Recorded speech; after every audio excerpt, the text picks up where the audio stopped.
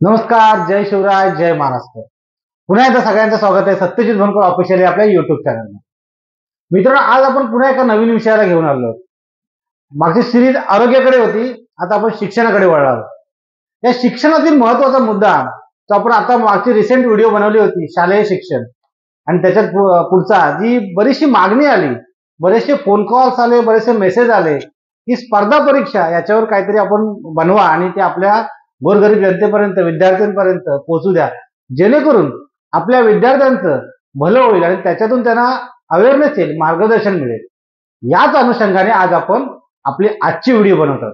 आणि आजच्या व्हिडिओची खासियत ही आहे की आजच्या या स्पर्धा परीक्षेच्या आणि या विषयावर, या टॉपिकवर बोलण्यासाठी आपल्याकडे तज्ज्ञ पण तेवढे हुशार आहेत, तेवढे अभ्यासू आहेत आणि तेवढे शिक्षित आहेत. आणि ते आपल्यातलेच एक सामान्य माणूस आहेत जे स्वतःच्या हिमतीवर आणि स्वतःच्या अवेअरनेसवर, स्वतःच्या एज्युकेशनवर मोठे झालेत आणि आज पूर्ण कोकणभर फिरून विनामूल्य एकही रुपया न घेता स्वतः त्या इनिशिएटिव्ह देऊन ते त्या क्षेत्रामध्ये अवेअरनेसचं काम करतायत. त्यांनी खुद्द स्वतःकडे, त्यांच्याकडे बऱ्याचशा डिग्र्या आहेत. आता मी सांगायला गेलो तर असं ती लाईन लागेल, म्हणजे बीकॉम असेल, एमकॉम असेल, LLB असेल, MA हिंदी असेल, अशा अनेक डिग्र्या त्यांनी स्वतः संपादन केलेल्या आहेत. असे तज्ज्ञ आहेत आणि ते कोकणभर आपल्या या अवेअरनेससाठी फिरत असतात. आणि त्यांची स्वतःची एक तिमिरातून तेजाकडे ही आपली एक संस्था आहे, त्या संस्थेचे ते स्वतः संस्थापक आहेत आणि मार्गदर्शक सुद्धा आहेत. असे आजचे आपले वक्ते आहेत. आपण इंटरव्ह्यू घेणार नाही, तर आपण एक चर्चा करणार आहोत. या चर्चेतून आपले जे बघणारे प्रेक्षक आहेत, आपले जे ऑडियन्स आहे, आपले जे गोरगरीब सामान्य जनता आहे, जे विद्यार्थी आहेत, त्यांना त्यांचं भलं होईल. या चर्चेतून आपण प्रश्न निर्माण करणार आणि सरांच्या तोंडून त्याचे उत्तर घेणार. असे आपले आजचे पाहुणे आहेत, आपले वक्ते आहेत, आजच्या चर्चेमध्ये सहभागी आहेत श्री सत्यवान रेडकर सर. सत्यवान सर, आपलं सत्यजित भोनकर ऑफिशियल आपल्या युट्यूब चॅनलमध्ये स्वागत आहे. नमस्कार. आज आपल्या भेटीला सर आलेले, चर्चेसाठी सर आले. सर, पुढे जाण्याआधी तुमच्या माध्यमातून बरेचसे प्रश्न आपल्याला कव्हर करायचे, जेणेकरून आपल्या कोकणातील आणि स्पेशली महाराष्ट्रातील तरुणांना त्याचा लाभ होईल. त्याच्या आधी सर, आपल्या जनतेला तुमच्याबद्दल 2 शब्द सांगा. नमस्कार मित्रांनो, आज आपण सत्यजित भोनकर ऑफिशियल चॅनलवरती आपण लाईव्ह आहोत. इथे तुम्ही आज पाहू शकता, इथे एक संयोग आहे, एक सत्यजित बसला, एक सत्यवान बसलेला आहे. त्यामुळे दोघांच्या नावामध्ये सत्य आहे. तर आम्ही या सत्याचा उलगडा तुम्हाला एक वेगळ्या विषयाच्या माध्यमातून आज करणार आहोत. माझं नाव आहे सत्यवान यशवंत रेडकर, कनिष्ठ अनुवाद अधिकारी, मुंबई सीमाशुल्क, भारत सरकार. आणि मी तिमिरातून तेजाकडे या शैक्षणिक संस्थेचा एक सामाजिक संस्था आणि संस्थापक सुद्धा आहे. याला संस्था नाही म्हटलं तरी चालेल, एक प्रकारची एक शैक्षणिक चळवळ आहे आणि आपण कोकण महाराष्ट्रामध्ये चळवळ चांगल्या प्रकारे राबवतोय. आणि सध्या तर मी केंद्र शासनाच्या सीमाशुल्क कार्यरत असताना सुद्धा मला जे सुट्टीचे जे शनिवार रविवार मिळतात, त्यामध्ये आपण एक समाज कार्याचा किंवा शैक्षणिक जे कार्य आहे ते आपण करत असतो. आणि आज सत्यजितने लाईव्ह आपल्याला या स्पर्धा परीक्षा विषयांवरती संवाद, आपले चर्चासत्र आहे, म्हणजे मुलाखत सत्र आहे, चर्चासत्र आहे, याच्यावर आपण चर्चा करणार आहोत वेगवेगळ्या विषयांवर. सर, आताच तुम्ही बोललात तिमिरातून तेजाकडे ही एक चळवळ निर्माण केली आहे. तर चळवळ हा शब्द आपण स्वातंत्र्याच्या काळात ऐकला होता. तर नक्की हा कन्सेप्ट कसा आहे, नक्की त्याचा प्रकार काय आहे? आपण आज जे काही शिक्षण घेतोय, आज आपल्याला सहजासहजी शिक्षण उपलब्ध झालेलं आहे, परंतु हे शिक्षण मिळवण्यासाठी किंवा त्याचं जे मुहूर्तमेढ जी एकेकाळी ज्यांनी रोवली, ज्या महामानवांनी, समाज सुधारकांनी हे शिक्षण हा कॉन्सेप्ट किंवा शिक्षण विषयासंदर्भात जे आपण एवढं प्रगती करून आज विविध शिक्षण घेत आहोत. तर आज काय की मी जर माझा कॉन्सेप्ट असा आहे स्पर्धा विषय संदर्भातला, जो कोकणाशी संबंधित आहे, महाराष्ट्राशी संबंधित आहे, तर आपली मुलं या चळवळीमार्फत शिक्षणाच्या अनुषंगाने त्यात रस सुद्धा घेतील आणि त्याच्या अनुषंगाने ज्या करिअर उपलब्ध आहेत, मग ते राज्य शासन असो, केंद्र शासन असो, स्वायत्त संस्था असो, है ना, त्याच्यानंतर विविध जे काही कॉर्पोरेशन आहेत, त्या कॉर्पोरेशन अशा विविध ठिकाणी भरती असतात. मग फक्त शिक्षण घेऊन तो उपयोग नाहीये, त्याच्या अनुषंगाने करिअर घडत. तर माझ्या ते चळवळीचं एक बोलतात ना, एक उद्दिष्टच आहे की मला प्रशासकीय स्वराज्य घडवायचं. आणि प्रशासकीय स्वराज्य म्हणजे काय, आम्ही जसं राज्यगीत मध्ये एक उल्लेख आहे, दिल्लीचे ही तख्त राखी तो महाराष्ट्र माझा, तसं आमच्या महाराष्ट्राचं जे आमची जी मुलं आहेत ते दिल्ली गव्हर्नमेंटच्या किंवा बाकीच्या ज्या तत्सम परीक्षा उत्तीर्ण होऊन त्या प्रशासकीय स्वराज्याचा भाग बनावा, याच्यासाठी मी चळवळ सुरू केली. आणि याचा विस्तार हळूहळू करून पूर्ण महाराष्ट्रात होत गेला. आज संपूर्ण कोकण प्रांत जो आहे, सिंधुदुर्ग, रत्नागिरी, रायगड, ठाणे, पालघर हा कोकण प्रांत जेवढा आहे तो या चळवळीमध्ये आपण जवळपास 2.5-3 वर्षामध्ये पूर्ण आपण मोस्ट ऑफ द ते तालुक्यात आपण कव्हर केलेले आहेत. आणि या चळवळीचा विस्तार हळू करून संपूर्ण महाराष्ट्रात झाला. आणि आज तिमिरातून त्यावेळी चळवळ ही प्रशासकीय स्वराज्य घडवण्यासाठी आणि आपल्याला अजून एक मेन कॉन्सेप्ट आहे, आपल्याला भ्रष्टाचार मुक्त प्रशासन करायचं. आणि भ्रष्टाचार मुक्त प्रशासन म्हणजे प्रशासनामध्ये स्वच्छ आणि पारदर्शक कशा प्रकारे 100% पॉसिबल नाहीये, पण काही प्रमाणात तरी हे भ्रष्टाचार मुक्त प्रशासन जर झालं तर या चळवळीला अजून तिथे भविष्यात जाऊन एक मोठं ग्रुप मिळेल, एक चांगल्या स्वरूपाचं एक ग्रुप मिळेल, जेणेकरून आपण परिवर्तनाच्या दिशेकडे एक वाटचाल करतो. म्हणून याला मी एक दिलेले कॉन्सेप्ट की एक प्रकारची शैक्षणिक चळवळ. आणि विचार करा, शैक्षणिक चळवळ यासाठी आहे कारण माझ्यासारखे सुद्धा अन्य अधिकारी आहेत, परंतु आपल्या सुट्टीचा उपयोग समाजाच्या प्रबोधनासाठी, शैक्षणिक प्रबोधनासाठी करताना दिसत नाही. म्हणून आपण याला दिलेलं आहे कोकण शैक्षणिक चळवळ. पण सर तुमचे टॅगलाईन मी असं मला पटकन आठवलं की सामाजिक सेवेत आणि शासकीय अधिकाऱ्यांचं गाव घडवणं, असे सरांचे टॅगलाईन आहे. लक्षात ठेवा, तुम्ही जर सरांच्या चॅनलला जाल, सरांच्या जेवढी माहिती आहे तिकडे जर बघाल, सरांची टॅगलाईनच आहे की कोकणामध्ये, महाराष्ट्रामध्ये शासकीय सेवेकरी आहेत, जे अधिकारी आहेत, त्यांचं गाव घडवणं, एवढं मोलाचं काम सर करत आहेत. तर आपण आता पुढच्या प्रश्नाकडे जात आहोत. आता चळवळीचं आपण सांगितलं, पण आपण आता ते जर प्रशासकीय बघितलं आणि शिक्षण बघितलं तर कोकण नेहमी अव्वल स्थानावर असतो. आता तुम्ही बऱ्याचशा ज्या जिल्ह्यांमध्ये फिरता, स्पर्धा परीक्षेतून तुम्ही मोठे व्हा, प्रशासकीय अधिकारी घडवा, पण ही कोकण विभाग जर टॉपला असतो 10वी-12वी पर्यंत, म्हणजे अधिकारी घडायची वेळ येते स्पर्धा परीक्षेच्या माध्यमातून 15वी झाल्याच्या नंतर म्हणा, मग हे विद्यार्थी जातात कुठे? नक्की त्याच्यामध्ये काय अवेअरनेस कमी आहे किंवा त्या मुलांमध्ये नक्की काय प्रकार आहे? मी जेवढेही आपल्या महाराष्ट्रातले किंवा जे कोकणातले जे श्रोते आहेत, मी त्यांना आवर्जून ज्या ज्या गोष्टी सांगितल्या त्यांच्याकडे जर बारकाईने लक्ष जर केंद्रित केलं, विचार केला, तर तुम्हाला त्याचं उत्तर सापडेल. आमच्या कोकणातले विद्यार्थी बोर्डात अव्वल स्थानावरती येतात, जवळपास 12 ते 13 अव्वल स्थानावरती. आमचे विद्यार्थी विविध स्ट्रीमला सुद्धा जातात, सायन्सला जातात, ऍग्रिकल्चरला जातात, इंजिनिअरिंग सर्व काही करतात, पण आमच्या मुलांना मार्गदर्शन मिळत नाही.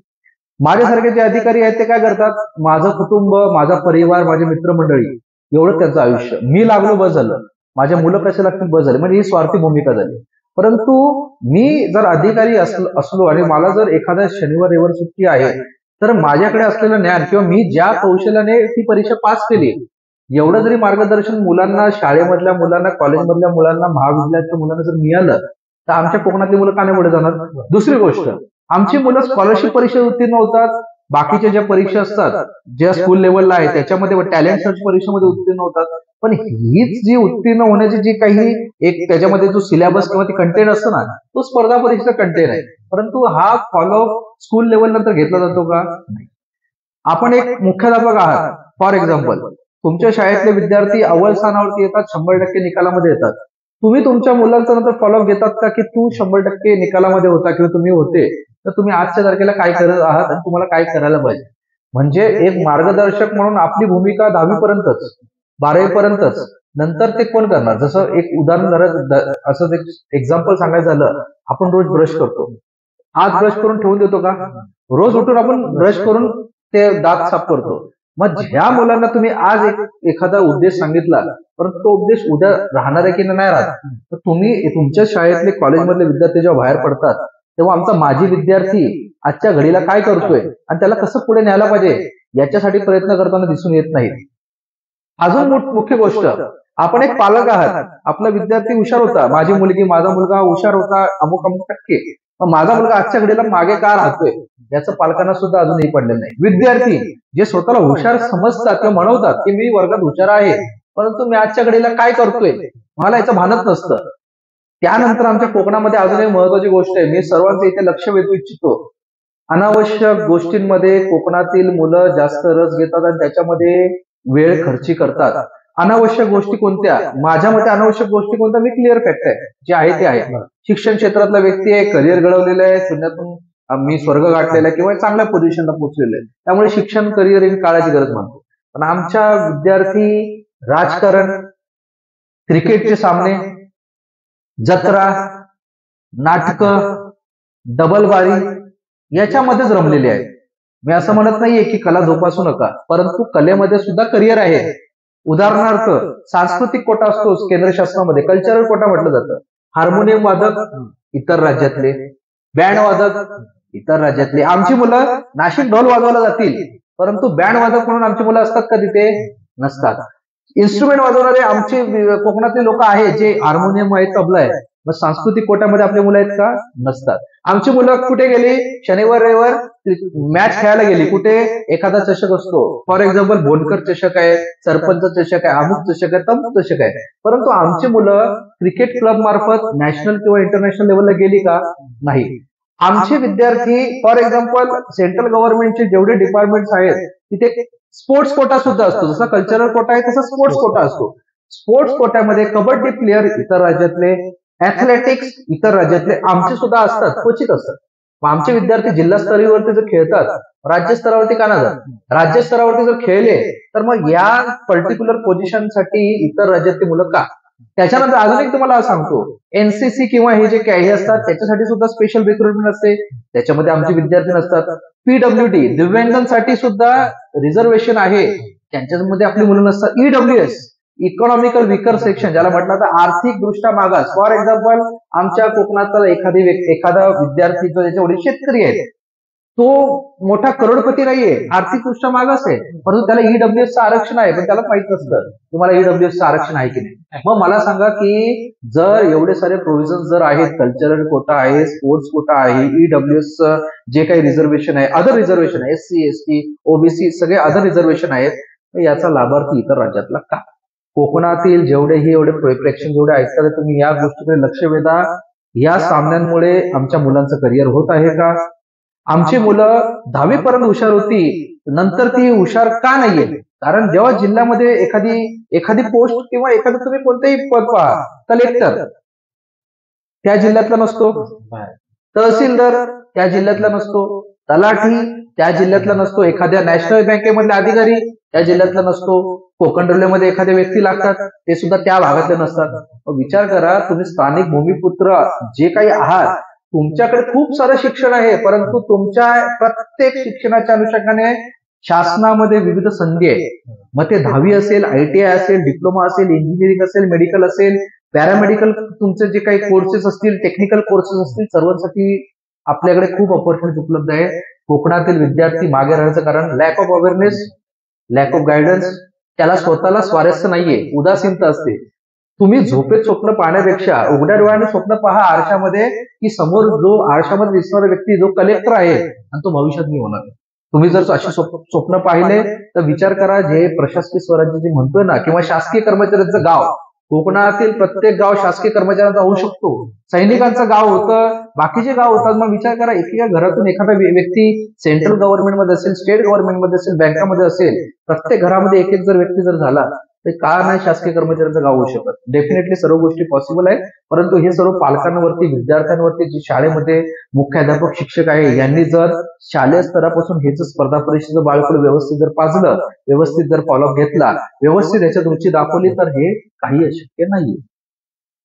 अगदी सरांनी नॉनस्टॉप, म्हणजे ज्याला असं म्हणतात की ज्याच्या आतमध्ये जर आत्मीयता असेल तर माणसाला पॉज घेण्याची गरज पडत नाही. तर माणूस त्याची वाणी चालू झाली का ते पूर्ण असं म्हणतात, मराठीत म्हणे आपल्या गावची, बेंबीच्या देठापासून येतो आणि अगदी हृदयापासून येतो. जसं सरांच्या हृदयातून बाहेर आलं, तर सरांनी ते बोललेलं आहे आणि सरांना ते घडवायचं आहे. तर तुम्ही नक्की याच्यापासून शिका. सरांनी एका प्रश्नाचं उत्तर एवढं विश्लेषणासहित दिले. व्हिडिओ मोठी होते आणि आवर्जून आपण ही व्हिडिओ मोठी करतो का? तर तुम्हाला त्याच्यातून काहीतरी बोध मिळावा. तर सरांनी चांगलं उत्तर दिलं. आपण दुसऱ्या प्रश्नाकडे सुद्धा जात आहोत. तर आपण एका चांगल्या प्रश्नाचं तुम्ही मार्गदर्शन केलं आणि बराचसा प्रश्नाचा भाग त्यातून कळाला. तर सर, आपला मुद्दा जो आपला, जो टॅगलाईन आपल्या की स्पर्धा परीक्षा, तर स्पर्धा परीक्षेच्या आतमध्ये कोणत्या परीक्षा येतात, नक्की कोणकोणते प्रकार असतात, आणि लोकांना ज्ञात नसलेली माहिती ती जी तुम्हाला माहिती आहे पण लोकांना माहित नाही, जी तुम्ही जे यशोगाथा लोकांपर्यंत जायला देता किंवा जाऊ देता, जे लेक्चरच्या माध्यमातून असेल किंवा ह्याच्यातून जे लोकांना सांगतात, ती जर आपल्या ऑडियन्सना सांगा की नक्की ते ज्ञात नसलेली माहिती स्पर्धा परीक्षेची काय कन्सेप्ट आहे. ऍक्च्युली तुम्ही ऑनलाईन माध्यमातून विविध मोटिवेशनल स्पीकरला ऐकत असाल. आपल्याकडे ट्रेंड काय आहे, एखादा IAS ऑफिसर करतो ते मार्गदर्शन म्हणजे स्पर्धा परीक्षा मार्गदर्शन, एखादा IAS ऑफिसर मार्गदर्शन करतो म्हणजे स्पर्धा परीक्षा मार्गदर्शन. या व्यक्तीने किती परीक्षा दिल्या असतात? एक परीक्षा सिव्हिल सर्व्हिसेसची दिलेली असते, सिलेक्ट झाले IAS ऑफिसर तर IPS ऑफिसर. पण हे ग्रॅज्युएट होते म्हणून यांनी ती परीक्षा दिली, कारण सिव्हिल सर्व्हिससाठी ग्रॅज्युएशन पाहिजे. पण ज्यांचं ग्रॅज्युएशन नाही त्यांच्यासाठी काय? त्यांनी परीक्षा देऊ नयेत का? ते शासकीय अधिकारी होऊ शकत नाहीत का? स्पर्धा परीक्षा म्हणजे युपीएससीच आहे का? स्पर्धा परीक्षा म्हणजे फक्त IAS किंवा IPS होण्यासाठी जी सिव्हिल सर्व्हिस आहे तेवढीच आहे का? असं नाहीये. इथे तुम्हाला सांगितलं ना, फर्स्ट लॅक ऑफ अवेअरनेस, माहितच नाही आम्हाला, आम्ही कसं पुढे जाणार. मित्रांनो, भरपूर प्रकारच्या स्पर्धा परीक्षा आहेत आणि या स्पर्धा परीक्षा अशा आहेत की काही ज्या आहेत त्याच्यामध्ये विविध स्तर असतात, काही आहेत ते वन स्टेज असतात. आता दोन प्रकारचे मी तुम्हाला याच्यामध्ये स्टेप बाय स्टेप मी तुम्हाला विश्लेषण करेन की तुम्हाला सोप्या आणि सरळ भाषेत समजेल असंच मी त्याचं विश्लेषण करेन. आणि लक्षात घ्या, कधी तर तुम्ही माझं कधी सिंधुदुर्ग जिल्ह्यात, रायगड जिल्ह्यात, रत्नागिरी जिल्ह्यात किंवा कोणत्याही जिल्ह्यात जेव्हा माझं तुम्ही मार्गदर्शन जेव्हा तुम्ही अटेंड कराल त्या दिवशी तुम्हाला ती सखोल माहिती जी असेल किंवा तुम्ही माझ्या सत्याच्या संपर्कात राहिलच तर तुम्हाला ती सर्व माहिती विश्लेषण कसं केस टू केस डिपेंड आहे. कोणत्या व्यक्तीला कोणत्या शिक्षणाच्या अनुषंगाने जी माहिती रिक्वायर्ड असते ती आम्ही ती प्रोव्हाइड करण्याचा प्रयत्न करतो. आणि ज्या त्या फील्डमध्ये जी इतर मंडळी जी आहेत जी त्या क्षेत्रामध्ये काम करत आहेत त्यांना त्यांच्या संपर्कात घेऊन येतो जेणेकरून त्यांना मार्गदर्शन मिळेल. मी स्टेप बाय स्टेप येतो. स्पर्धा परीक्षा मीन्स व्हॉट? सिंपल भाषेमध्ये अशी परीक्षा जी दिल्यानंतर तुम्हाला शासकीय सेवेत येता येतं त्याला म्हटलं जातं स्पर्धा परीक्षा. स्पर्धा परीक्षा कोणकोणत्या स्वरूपाच्या असतात? दोन प्रकारच्या. आधी स्पर्धा परीक्षा मीन्स व्हॉट? की याच्यामध्ये तुम्हाला स्टेप असतात. पूर्व परीक्षा, मुख्य परीक्षा, मुलाखत किंवा पूर्व परीक्षा, मुख्य परीक्षा, प्रॅक्टिकल टेस्ट किंवा पूर्व परीक्षा, मुख्य परीक्षा, मैदानी चाचणी. मग यांना काय म्हटलं जातं? स्टेप बाय स्टेप आहे. आता SSC मध्ये for example staff selection commission मध्ये वेगवेगळे स्टेप असतात. Tier 1, Tier 2, Tier 3 हे एका स्टेप्स आहेत. मग याच्यामुळे तुम्हाला काय होतं? ती स्पर्धा तुम्हाला द्यायची आहे, त्या लाखो लोकांमध्ये किंवा हजारमध्ये कॉम्पिटिशन करून तुम्हाला ती स्पर्धा देऊन तुम्हाला मेरिटमध्ये यायचंय. देन आफ्टर तुमचं सिलेक्शन होतं. ह्या वेगळ्या स्पर्धात्मक परीक्षा झाल्या. दुसरी स्पर्धात्मक परीक्षेला म्हटलं जातं डायरेक्ट रिक्रुटमेंट, म्हणजे त्याला म्हटलं जातं सरळ सेवा भरती. सरळ सेवा भरती म्हणजे सिंपल कॉन्सेप्ट आहे. एकच परीक्षा द्यायची तुम्हाला, एकच रिटर्न एक्झामिनेशन असते. ती 100 मार्काची असेल, 200 मार्काची असेल, ती तुम्हाला द्यायची आहे. जर तुम्ही त्याच्यामध्ये जर चांगला स्कोअर केला तुम्ही मेरिटमध्ये याल आणि तुम्ही मेरिटमध्ये आल्यानंतर डायरेक्टली तुमचं selection. That's called direct recruitment, म्हणजे त्याला म्हटलं जातं सरळ सेवा. मग ह्या बाकीच्या परीक्षांनी सरळ सेवामध्ये एवढ्या परीक्षा आहेत ज्या माहीत नसतात लोकांना. मी स्टार्टिंगला जे सांगितलं ना, सिव्हिल सर्व्हिसेस मार्फत जर तुम्हाला IAS ऑफिसर होता येतं आणि एखादा मोटिवेशनल स्पीकर म्हणतो तुम्ही कलेक्टर व्हा, समोर बसणारा श्रोता आहे तो 12वी नापास आहे, समोर बसणारा विद्यार्थी डिप्लोमा झालेला आहे, समोर बसणारा विद्यार्थी जर ITI झालेला आहे त्याच्याकडे ग्रॅज्युएशनची डिग्री नाहीये, मग तो सिव्हिल सर्व्हिसेस देणार कसा आणि IAS होणार कसा? आमचे आई वडील आम्हाला घरात म्हणतात तू बाळा कलेक्टर हो. बाळ त्याचा 12वी झालेला असेल तो कलेक्टर होणार कसा? कारण बाळाला त्याच्यासाठी रिक्वायरमेंट आहे ग्रॅज्युएशन. म्हणजे पहिला विचार करा, आपल्याला इथे लिमिटेड आणि पाठांतर असलेले फक्त नावं माहिती आहेत की मला PSI व्हायचे, मला तलाठी व्हायचे, मला अमुक व्हायचे, मला तमुक व्हायचे. पण खूप प्रकारच्या परीक्षा आहेत, त्या 2 गटात विभागलेल्या स्पर्धा परीक्षा ज्या आहेत कॉम्पिटिटिव्ह एक्झाम्स आणि याची सरळ सेवा. तर त्या कॉम्पिटिटिव्ह एक्झाम मध्ये कोणकोणत्या परीक्षा येतात? बेसिकली त्या कॉम्पिटिटिव्ह एक्झाम मध्ये सेंट्रल गव्हर्नमेंटच्या परीक्षा आहेत आणि स्टेट आणि बँकेच्या. तर पहिलं सेंट्रल गव्हर्नमेंटकडे होतो. Top most examination of India which जी आपण म्हटलं तर IAS ऑफिसर व्हायचं, IPS ऑफिसर व्हायचंय, IRS ऑफिसर व्हायचं. कोणती परीक्षा द्यायची? तर त्याला म्हटलं जातं सिव्हिल सर्व्हिसेस. जर तुम्हाला भविष्यात कोणी विचारलं कलेक्टर व्हायचं, IPS व्हायचं, कोणती परीक्षा? Civil services. आता तुमचा प्रश्न असेल मला सिव्हिल सर्व्हिसेस द्यायचे, क्वालिफिकेशन काय पाहिजे? Qualification only graduation. इथे आमच्या मुलांना आर्ट्स मध्ये विद्यार्थी जेव्हा जातो त्याला हिणवलं जातं की तुला पर्सेंटेज कमी होते, तू आर्ट्स मध्ये गेला, त्याला एक्झॅक्ट वेगळी ट्रीटमेंट दिली जाते. सायन्सच्या विद्यार्थ्यांना अति हुशारची ट्रीटमेंट दिली जाते, कॉमर्सचे विद्यार्थी मिडल मध्ये असतात. म्हणजे आर्ट्स मध्ये गेलेले विद्यार्थी यांनी पाप केलंय का? नाहीये. तुम्हाला मी सर्व श्रोतांना सांगतो, सिव्हिल सर्व्हिसेससाठी basic qualification only graduation. Only graduation. मग तुम्ही आर्ट्स मध्ये करा, सायन्स मध्ये करा, कॉमर्स मध्ये करा, इंजिनिअरिंग मध्ये करा, मेडिकल मध्ये करा, फार्मसी मध्ये करा, कोणत्याही क्षेत्रातली फक्त तिकडे पाहिजे ग्रॅज्युएशन. आणि ग्रॅज्युएशन असल्यानंतर पर्सेंटेज नॉट रिक्वायर्ड. जसे आपल्याकडे म्हटलं होतं ना की 90%, 80%, अमुक टक्के, तमुक टक्के, ते मॅटर नाही करत. युअर ग्रॅज्युएशन डिग्री मॅटर फक्त तिथे करते, पर्सेंटेज नॉट रिक्वायर्ड. आता तुम्ही बोलला ग्रॅज्युएशन, सर मी यशवंतराव चव्हाण मुक्त विद्यापीठातून केलं तरी चालतं, मुंबई विद्यापीठातून केलं तरी चालतं, बाहेरून कोणतीही युनिव्हर्सिटी, भारतातील कोणत्याही मान्यताप्राप्त विद्यापीठातील फक्त पदवी हवी असते, पण आमच्या लोकांना माहितच नसतं. ते विचारतात, सर सिव्हिल सर्व्हिसेस द्यायचे तर काय क्वालिफिकेशन पाहिजे? Only basic qualification, that's for any graduate, कोणतीही मान्यताप्राप्त विद्यापीठातील पदवी. देन आफ्टर युपीएससी मध्ये कोणकोणत्या परीक्षा पाहून घ्या. बेसिक तुम्हाला पटपट सांगतो, कारण कसं आपल्या व्हिडिओमध्ये सर्व गोष्टी कव्हर करता येणार नाही, परंतु याच माध्यमातून तुम्हाला तिथे लाईव्ह जेव्हा तुम्ही कदाचित लेक्चर जेव्हा ऐकाल तर तुम्हाला सर्व परीक्षांबद्दल डिटेल माहिती होऊन जाईल. दुसरी त्याच्यामध्ये मेन गोष्ट आहे इंजिनिअरिंग फील्ड मधली परीक्षा, that's called Indian engineering services. जर तुम्ही सिव्हिल, मेकॅनिकल किंवा इलेक्ट्रिकल मध्ये जर पदवीधर असाल तर तुम्ही त्याच्यामध्ये पात्र असाल. मग मला सांगा की सेंट्रल गव्हर्नमेंटमध्ये कार्यपालक अभियंता जे असतात, एक्झिक्युटिव्ह इंजिनियर, बहुतेक ह्याच्यामध्ये इतर राज्यातले असतात. मग आमच्या महाराष्ट्रातल्या मुलांनी इंजिनिअरिंग नाही केली का? केली, परंतु आमची मुलं परीक्षेला बसत नाही. कारण तुम्ही आता जर ओढा पाहिला ना ट्रेंड, इंजिनिअरिंग मोस्टली मुलं सिव्हिल सर्व्हिससाठी जातात. पण तुम्ही जर सिव्हिल, मेकॅनिकल किंवा इलेक्ट्रिकल आणि इलेक्ट्रॉनिक्स, टेलिकम्युनिकेशन जर केलेलं आहे तर तुम्ही इंडियन इंजिनिअरिंग सर्व्हिसेस मध्ये का नाही? तिथे हे लोक नसतात. Then after next exam forest service, जी ज्याला म्हटलं तर भारतीय वनसेवा. त्याच्यामध्ये काय विचार लोकांना वाटतं, बीएससी झालेले ऍग्रिकल्चर तेच लोक जाऊ शकतात, असं नाहीये. तुम्ही जर बीएससी झालेला असाल, झूलॉजी, बॉटनी, फिजिक्स जर तुम्हाला विषय असतील, तुम्ही सुद्धा या फॉरेस्ट सर्व्हिससाठी पात्र आहे. बहुतेक लोकांना माहितच नसतं. त्यांनी फक्त बीएससी का केलेली असते? आमच्या महाराष्ट्रातली मुलं सायन्स मध्ये ऍडमिशन का घेतात?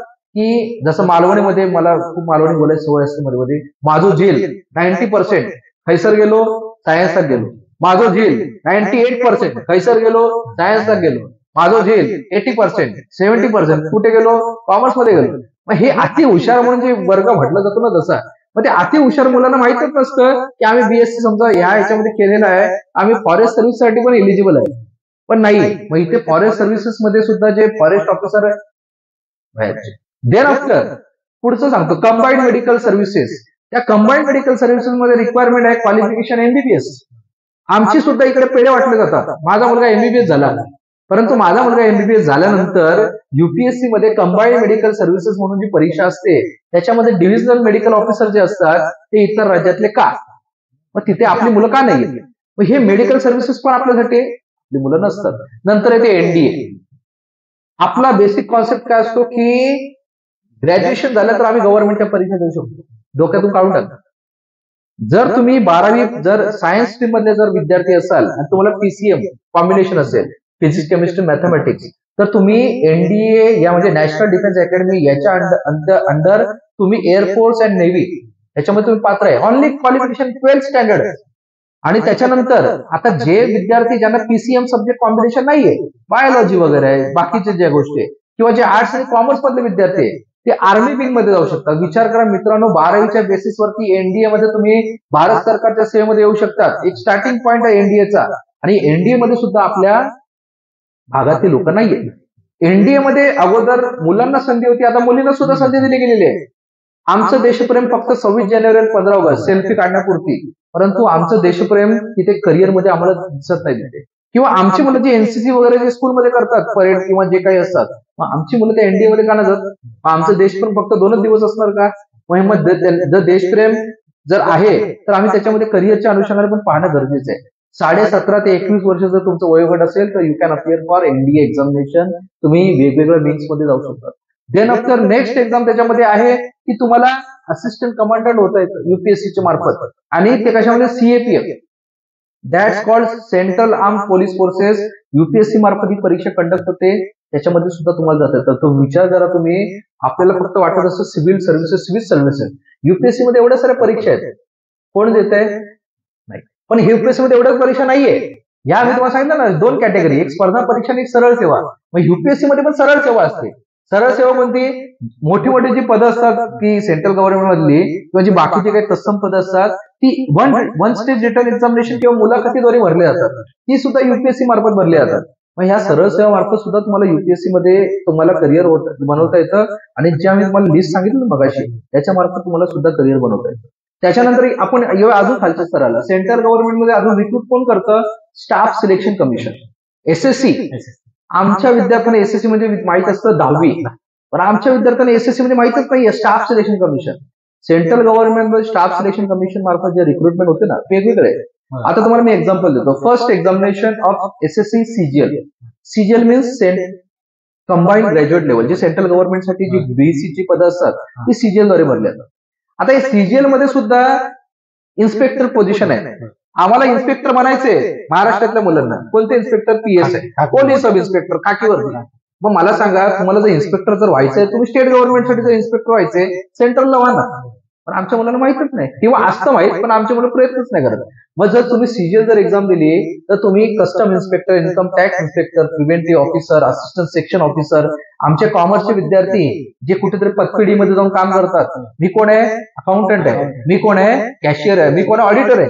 अरे पण तुम्हाला कोण विचारते त्याच्या पलीकडे? मग विचार करा की सेंट्रल गव्हर्नमेंटमध्ये कॅग आहे, control of audit and general. तिथे तुम्ही या SSCच्या CGL द्वारे तुम्ही अकाउंटंट होऊ शकतात, ऑडिटर होऊ शकतात, तुम्ही टॅक्स असिस्टंट म्हणून सुद्धा सेंट्रल गव्हर्नमेंटच्या खूप साऱ्या डिपार्टमेंटमध्ये जाऊ शकतात. मग एवढी क्वालिफिकेशन, ऑनली ग्रॅज्युएशन. मग विचार करा, फक्त ग्रॅज्युएशन क्वालिफिकेशन आहे. देन आफ्टर CHSL परीक्षा असते SSC मार्फत, त्याच्यामध्ये कंबाईंड हायर सेकंडरी लेवल बोललो ना, 12वी क्वालिफिकेशन फक्त असतं, ऑनली 10th स्टँडर्ड. जे तुम्ही डेटा एंट्री ऑपरेटर जे पद आहेत, पोस्टल असिस्टंट, या परीक्षेमध्ये भरले जातात, ती सुद्धा इतर राज्यातली असतात.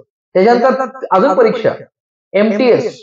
आता जे लोक म्हणतात ना, माझी आर्थिक परिस्थिती नव्हती म्हणून मी पुढचं शिक्षण घेतलं नाही, मग त्यांना तुम्ही सांगा आवर्जून, तुझी आर्थिक परिस्थिती नव्हती, तू पुढचं शिक्षण नाही घेतलं, परंतु तुझी आर्थिक परिस्थिती नव्हती, तुझ्या 10वी आहे ना, तरी तू सुद्धा इलिजिबल आहे. मग ह्याच्यासाठी जे 18 ते 25 वयोगटातली मुलं आहेत ना, ते ह्याच्याकडे अर्ज करू शकतात. पण आमची मुलं काय करतात आहे, फक्त कॉलेजला चालली हिरोगिरी करायला. कारण आमची मुलं कॉलेजला जातात, मी कुठे FYला आहे, मी कुठे SYला आहे, परंतु कॉलेज शिकता शिकता सुद्धा त्या परीक्षा देऊ शकतात. 10वीच्या बेसिसवरती परीक्षा आहे, 12वीच्या बेसिसवरती SSC मार्फत. त्याच्यानंतर आहे ज्युनियर इंजिनियर एक्झाम. काही काही विद्यार्थी आहेत ज्यांना आर्थिक परिस्थिती नसते, मग ते डिग्री कंप्लीट नाही करत, डिप्लोमा करतात पॉलिटेक्निक. मग या पॉलिटेक्निक मधून डिप्लोमा केलेली जी मुलं आहेत ना, जी सिव्हिल, इलेक्ट्रिकल, मेकॅनिकल याच्यामधली, ती सुद्धा या परीक्षेचे पात्र आहे. आता ज्युनियर इंजिनियर मीन्स व्हॉट? कनिष्ठ अभियंता. आता सेंट्रल गव्हर्नमेंटमध्ये इंडियन इंजिनिअरिंग सर्व्हिसेसमध्ये एक्झिक्युटिव्ह इंजिनियर आपल्या इथले नाहीच होत मोस्टली, तर ह्या ज्युनियर इंजिनियर मध्ये सुद्धा आपले लोक नसतात. मग मला सांगा, तुमची आर्थिक परिस्थिती नव्हती, तुम्ही डिग्री कंप्लीट नाही केली, आमच्या कोकणात पॉलिटेक्निक नाही आहेत का? मग तुम्ही काम करा, मी तुम्हाला सर्वांना सांगतो, पॉलिटेक्निक मध्ये एखादा आढावा घ्या की त्या पॉलिटेक्निक मधून किती लोक ज्युनियर इंजिनियर झाले डिप्लोमा करून. तुम्हाला आकडा तुम्हाला कळेल. मी सांगणार, मी तर ऑलरेडी सगळा अभ्यास केलेला आहे, मी विविध ठिकाणी मार्गदर्शन करत असतो, मला माहिती असतं. त्यामुळे तुम्ही विचारा की ज्युनियर इंजिनियर सेंट्रल गव्हर्नमेंट किती गेले, इंडियन इंजिनियर सर्व्हिसेस मध्ये किती गेले, ऍग्रिकल्चर सर्व्हिसेस मध्ये किती गेले, फॉरेस्ट सर्व्हिसेस मध्ये किती गेले, हे तुम्ही पहा, तुम्हाला कळेल की एक्झॅक्टली काय चाललंय. आपण फक्त शिक्षण देतोय, एक तुम्हाला सिंपल सांगतो, आपण फक्त प्रोडक्शन करतोय, एक्सपोर्ट नाही करत आहे. आपण फक्त ते गोडाऊनमध्ये जमा करून ठेवलेले आहे. आमच्याकडे ते गोडाऊनमध्ये फक्त जमा आहे, एक्सपोर्ट होत नाही. एक्सपोर्ट होणं म्हणजे काय? फॉर एक्झाम्पल, तुम्ही IAS झाले, गेले दुसऱ्या राज्यामध्ये, एक्सपोर्ट झाले. तुम्ही एखादा सेंट्रल गव्हर्नमेंटचा जॉब मिळवला, दुसऱ्या राज्यामध्ये गेले, कुठे गेले? एक्सपोर्ट झाले. ह्याला म्हणतात तुमचं शिक्षण आणि करिअर. पण इकडे शिक्षण झालंय, करिअर कुठे बनवतात? ते करिअर कुठे बनवतात माहितीये का? ही पोरं येतात मुंबईला, कुठेतरी 10-15 हजार रुपये काम करतात, गावावरून रेशन पाणी मिळतं, काहीतरी आंब्याचा काजूचा पैसा मिळतो, झालं, त्याच्यावर समाधान. मग आपण असं किती दिवस चाल ढकल करणार? आणि आपण कशाला 8 तास तो धरतो की भूमिपुत्रांना प्राधान्य द्या? आमची मुलं ऑलरेडी प्राधान्यामधलीच आहे. आमच्यामध्ये पोटेन्शियल जागृत करणं गरजेचं आहे, जे मी करतो. तिमिरातून त्याच्याकडे जी चळवळ आहे ना, त्याच्या मार्फत त्या मुलांमध्ये ती ऊर्जा निर्माण केली जाते, त्यांच्यामध्ये ते कॉन्फिडन्स जागृत केला जातो की तुम्ही सुद्धा करू शकता. मी म्हणालो मग अशी, दिल्लीचे हे तख्त राखी तो महाराष्ट्र माझा, काय नाही होऊ शकत? Everything is possible. आमच्या मुलांना प्राधान्य देण्याची गरज नाहीये, आमच्या मुलांना मोटिवेशन करून प्रवास घेऊन येण्याची गरज आहे. SSC मध्ये पुढची एक्झाम आहे स्टेनोग्राफर. मुलांना माहितच नाहीये स्टेनोग्राफर म्हणजे काय. मुलांना लॅक ऑफ अवेअरनेसमुळे या स्टेनोग्राफरसाठी पण गोष्टी माहित नसतात. आणि या स्टेनोग्राफीमध्ये जर तुम्ही हिंदी किंवा इंग्लिशमध्ये जर स्टेनोग्राफी केली, 60, 80, 100, 120 अशी स्पीड असतात, जर केली ना, तर तुम्ही केंद्र शासनामध्ये पण स्टेनोग्राफर होऊ शकतात, राज्य शासनामध्ये पण स्टेनोग्राफर होऊ शकतात. मला सांगा, स्टेनोग्राफरसाठी 12वीच्या बेसिसवरती तुम्हाला ग्रुप B चं सुद्धा पद आहे, ग्रुप C चं पण पद आहे. SSC मार्फत तुम्ही स्टेनोग्राफर C, स्टेनोग्राफर B दोन्ही याच्यामध्ये जाऊ शकतात. इथे सुद्धा इतर राज्यातली मुलं, म्हणजे सेंट्रल गव्हर्नमेंटचे ऑफिसेस महाराष्ट्रामध्ये, आणि आमच्या महाराष्ट्रातली मुलं त्या सर्व्हिसेसमध्ये नसण्याचं कारण काय? आमच्या मुलांना क्वालिफिकेशन घेतलेलं आहे, ज्यांच्याकडे क्वालिफिकेशन ते प्रयत्न नाही करत आहे. कारण का? अनावश्यक गोष्टींमध्ये जास्त ते रस घेतात, आणि त्याच्यामुळे तुम्हाला टाइम मॅनेजमेंट याच्यामध्ये होत आहे. एसएससी मध्ये आता मी ज्या पोझिशनवरती आहे ट्रान्सलेशन ऑफिसर, त्याला म्हटलं तर अनुवाद क्षेत्र, आणि अनुवाद क्षेत्रामध्ये सुद्धा विचार करा, आमचे जे शिक्षक वर्ग जे आहेत, शिक्षक भरतीची वाट पाहत बसले, त्यांनी सुद्धा MA केलेलं असतं, मराठी केलेलं असतं, इंग्रजी केलं असतं, परंतु या अनुवाद क्षेत्रामध्ये ज्यांनी मराठीमध्ये MA केलेलं आहे किंवा इंग्लिश केलेलं आहे किंवा हिंदी केलेलं आहे, सेंट्रलमध्ये तर दोनच भाषा आहे, एक इंग्रजी आणि हिंदी. जर तुम्ही इंग्रजी आणि हिंदीमध्ये जर मास्टर डिग्री केलेली असेल आणि ट्रान्सलेशनचा डिप्लोमा जर तुम्ही केलेला असेल तर तुम्ही माझ्यासारखे अनुवाद अधिकारी होऊ शकतात. मला सांगा, तुम्ही शाळेमध्ये मानधन तत्वावरती 5-10 हजारावरती नोकरी करण्यापेक्षा 30 जर वर्ष एखाद्या अभ्यासक्रमामध्ये जर एखाद्या विषयामध्ये तुम्ही मास्टर डिग्री घेऊन एखादा डिप्लोमा कम्प्लीट करून जर तुम्ही दिली तर माझ्यासारखे तुम्ही अधिकारी, ज्याला म्हटलं तर अनुवाद अधिकारी, राजभाषा अधिकारी, हिंदी ऑफिसर का नाही होऊ शकत तुम्ही? सगळं काही पॉसिबल आहे. थोडं आपले विचारसरणी बदलण्याची गरज आहे. तुम्ही जर म्हणाले मी BEd झालो, हे झालो, शाळेत शिक्षक म्हणून राहणार, असं नाहीये. करिअरच्या शिक्षक कलेक्टर झाला, नुकसान होणार आहे का? नाही. त्यामुळे सर्व काही पॉसिबल आहे. एसएससी मार्फत ह्या सर्व परीक्षा आहेत. नंतर आपण राज्य शासनाकडे वळूया. केंद्र शासन UPSC, SSC केंद्र शासन झालं.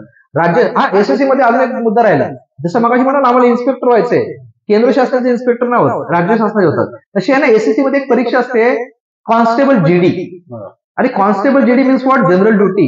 आणि हे सेंट्रल गव्हर्नमेंटमध्ये जे कॉन्स्टेबल असतात ना, ते या परीक्षेद्वारे येतात. 40-45 पदाची भरती असते. आमच्या महाराष्ट्रातली मुलं पोलीस भरती लागल्यानंतर तिथे रस्त्यावरती घाम गळतात, धावपळ सुटतात, हे करत असतात. यामध्ये सुद्धा जर परीक्षा दिली 10वीच्या बेसिसवरती तर हे एसएससी मध्ये कॉन्स्टेबल GD या पोझिशनला जाऊ शकतात. इथे सुद्धा आपले विद्यार्थी नसतात. 10वी क्वालिफिकेशन जे तुम्ही कॉन्स्टेबलचे महाराष्ट्र गव्हर्नमेंटसाठी प्रिपरेशन करतात ते प्रिपरेशन इकडे करा, इथे सिलेक्ट व्हा. MPSC मध्ये घेऊया आपण. MPSC मध्ये जनरली लोकांना काय माहित असतं की मला डेप्युटी कलेक्टर व्हायचं, DYSP व्हायचं, कोणती परीक्षा द्यायची, काय करायची, कशी द्यायची, काहीच माहित नसतं. MPSC मध्ये जी एक्झाम आहे टॉप मोस्ट ती आहे राज्यसेवा, स्टेट लेवल सर्व्हिसेस म्हटलं जातं.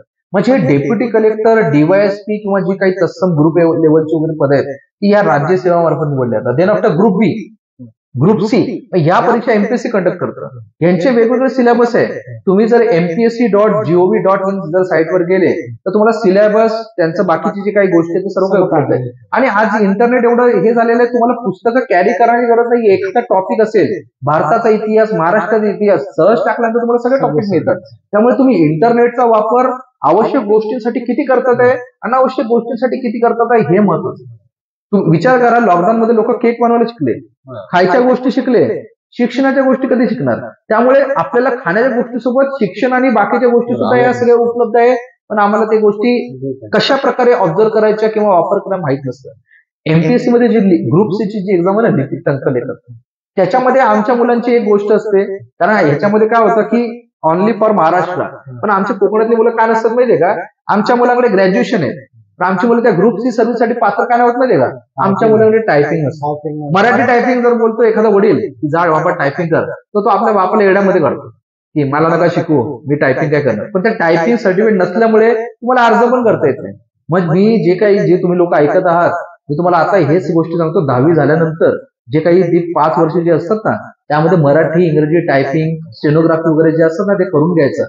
टाइम इज मनी म्हटलं जातं, पण टाइम शुड बी, म्हणजे तुम्हाला टाइमचं मॅनेजमेंट पण करणं गरजेचं आहे. तुम्ही जर वेळेचं नियोजन करायला शिकला ना तर लाईफ मध्ये तुम्ही पुढे जाल. जर तुम्ही वेळेचं नियोजन केलं नाही आणि जर फक्त टाइमपास केला, लाईफ मध्ये फक्त तुमच्या टाइमपास होणार. कारण आज विचार करा की वेळेचं नियोजन तुम्ही प्रॉपर पद्धतीने जी मुलं करतात ना, ती फर्स्ट अटेम्प्ट मध्ये सुद्धा UPSC क्रॅक करतात आहे, सिव्हिल सर्व्हिसेस क्रॅक करतात विदाऊट एनी क्लासेस, अकॅडमी. तुम्ही सेल्फ स्टडी करून जर स्कूल लेवल पासून जर history, geography, science, political science, economy हे विषय जर तुम्ही थेअरी पार्ट म्हणून जर तुम्ही त्याचा अभ्यास केला आणि जर तुम्ही रेग्युलरली करंट अफेअर्स जे असतात, करंट अफेअर्स, न्यूजपेपर वाचणं, बातम्या पाहणं वगैरे जे असतं ना, करंट अफेअर्सचा जर अभ्यास केला ना, तर MPSC, UPSC means what, it is a purely GK. तर तुम्ही ते GKचा जो बेस आहे तो कोणत्याही परीक्षेला असू दे, SSC असू दे, बँकिंग असू दे, MP, काय तुमचं स्ट्रॉंग होतं. मग आपण या मुलांना जर आतापासून जर बाळकडून जर स्कूल लेवलला पाजलं ना, तर आपण या मुलांचा फक्त टॅलेंट सर्च आणि बाकीच्या परीक्षेसाठी उपयोग नाही, याचा आपण उपयोग स्पर्धा परीक्षा देण्यासाठी पण करू शकतो, स्कूल लेवल, कॉलेज लेवल पासून. मग याच्यामध्ये मॉडिफिकेशन इज रिक्वायर्ड. स्कूल आणि कॉलेजमध्ये जी शिकवण्याची जी पद्धती आहे यांच्यामध्ये जसं एक्स्ट्रा करिक्युलर ऍक्टिव्हिटी असतो ना, तशी ही ऍक्टिव्हिटी सुद्धा असणं गरजेचं आहे. MPSC मध्ये सुद्धा परीक्षा बाकीचे JMFC आहे, ज्युडिशियल मॅजिस्ट्रेट फर्स्ट क्लास, त्यानंतर असिस्टंट मोटर व्हेकल इन्स्पेक्टर, या सुद्धा MPSC मध्ये त्या परीक्षा बाकीच्या आहेत.